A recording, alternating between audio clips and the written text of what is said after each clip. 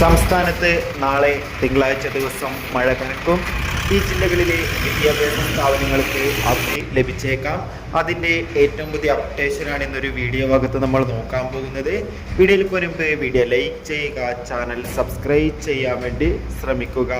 ഇന്ന് ജൂൺ 29 ഞായറാഴ്ച ദിവസം കേരളത്തിലെ വിവിധ ജില്ലകളിലും അത്യാവശ്യം നല്ലൊരു മഴ തന്നെയായിരുന്നു ലഭിച്ചിട്ടുണ്ടായിരുന്നത്.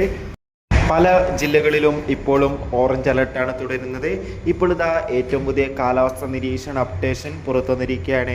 നാളെ ജൂൺ 30 കേരളത്തിൽ ഒറ്റപ്പെട്ട മഴയ്ക്ക് സാധ്യത ഉണ്ടാകുമെന്നാണ് അറിയാൻ വേണ്ടി സാധിച്ചിട്ടുള്ളത്. കണ്ണൂർ, കാസർഗോഡ്, വയനാട്, തൃശ്ശൂർ, എറണാകുളം, മലപ്പുറം തുടങ്ങിയ ജില്ലകളിൽ ശക്തമായ മഴയ്ക്ക് സാധ്യതയുണ്ട്.